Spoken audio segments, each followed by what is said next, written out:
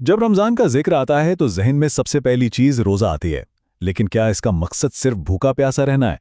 नहीं, इसका असल मकसद इससे कहीं ज्यादा गहरा है।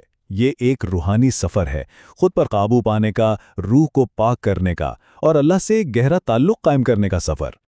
अच्छा, इस रूहानी सफ़र को और बेहतर तरीके से समझने के लिए हम एक बहुत ही अमली गाइड का सहारा लेंगे। ये गाइड हमें बताती है कि वो कौन से रोज़मर्रा के अमाल हैं जो इस रास्ते पर चलने में हमारी मदद कर सकते हैं। ठीक है, तो आइए देखते हैं कि हमारा ये सफ़र कैसा होगा।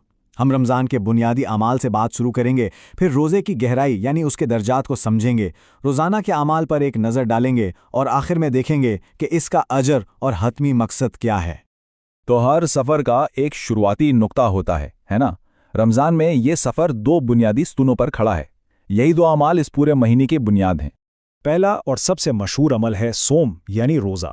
अब ज़ाहिरी तौर पर तो इसका मतलब है सुबह से शाम तक खाने पीने और कुछ दूसरी चीज़ों से रुक जाना। ये जिस्मानी नज़्म-ओ-ज़ब्त असल में इस गहरे रूहानी सफ़र का पहला कदम है। और दूसरा बुनियादी अमल है सदका और खैरात में इजाफा करना। तो देखें कितना खूबसूरत तवाज़ुन है। जहां रोज़ा हमें अपनी ख्वाहिशात पर काबू पाना सिखा रहा है, वहीं सदका हमें दूसरों की ज़रूरतों का ख्याल रखने की तरगीब दे रहा है। यानी अंदरूनी ज़ब्त और बैरूनी हमदर्दी दोनों साथ साथ। लेकिन यहाँ एक सवाल पैदा होता है, क्या रोज़ा सिर्फ भूखा प्यासा रहने का ही नाम है? हकीकत में ये तो सिर्फ शुरुआत है। असल सफ़र तो इससे बहुत आगे और बहुत गहरा है।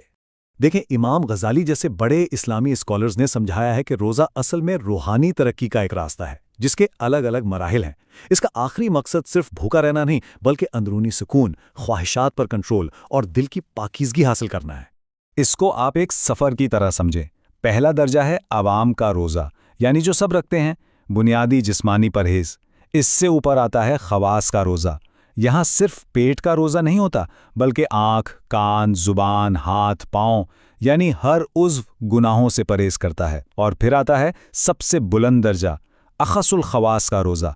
ये दिल का रोज़ा है, जहाँ दिल को दुनियावी ख्यालात से बिल्कुल पाक करके सिर्फ और सिर्फ अल्लाह की याद में लगा दिया जाता है। अच्छा, सवाल ये है कि रोज़े के उन ऊंचे दर्जात तक पहुंचा कैसे जाए? इस रूहानी रास्ते पर चलने के लिए हमें कुछ ठोस रोज़मर्रा के आमाल की ज़रूरत पड़ती है।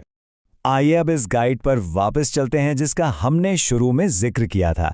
ये किताबचा जिसे 63 नेक आमाल कहा जाता है, ये असल में रोज़े के आला दर्जात तक पहुंचने के लिए एक अमली नक्शे की तरह काम करता है। ये हमें बताता है कि रोज़ाना की बुनियाद पर क्या क्या किया जाए। मिसाल के तौर पर वो खवास का रोज़ा कैसे रखा जाए, ये गाइड बताती है कि उसका एक तरीका ये है कि अपने कानों की हिफाजत की जाए, यानी गीबत, झूठ और बुरी बातें सुनने से परहेज करना। ये अमल रोज़े को सिर्फ पेट से आगे लेकर पूरे जिस्म का रोज़ा बना देता है। बिल्कुल इसी तरह अपनी आंखों पर काबू रखना एक और बहुत अहम कदम है। इन चीज़ों से नज़रें हटाना जो रूहानी तवज्जो को भटकाती हैं, दिल की पाकीज़गी को बरकरार रखने में बहुत मदद करता है। तो अब आपको अंदाजा हो रहा होगा कि असल मकसद सिर्फ मैदे का रोज़ा नहीं, बल्कि पूरे जिस्म और रूह का एक मुकम्मल रोज़ा है। जुबान को झूठ से, हाथों को जुल्म से और दिल को हसद और तकब्बुर जैसे अंदरूनी गुनाहों से बचाना, ये सब इस सफ़र का लाजमी हिस्सा है। अच्छा, जब कोई इस मुश्किल सफ़र पर चलता है तो उसके रूहानी फल और आखिरी इनामात क्या हैं? आइए अब इस पर बात करते हैं।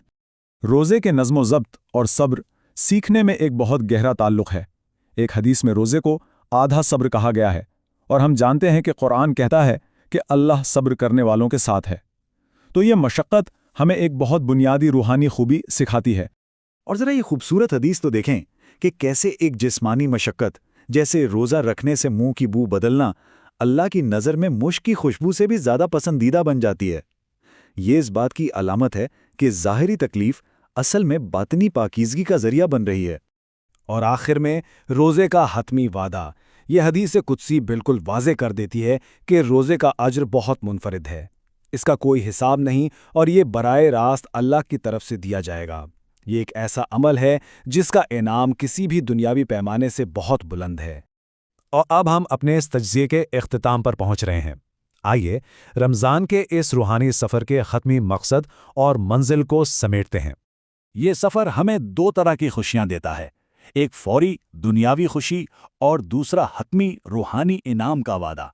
इफ्तार के वक्त की खुशी रोज़ाना की कामयाबी का जश्न है, جبکہ اپنے رب سے ملاقات کی خوشی اس پورے سفر کا سب سے بڑا انعام ہے۔ تو آخر میں ہم اس ایک سوال پر غور و فکر کے لیے چھوڑے جاتے ہیں کہ یہ جو جسمانی اعمال ہم کرتے ہیں یہ کس طرح ہماری اندرونی روحانی حالت کو بناتے اور سنوارتے ہیں۔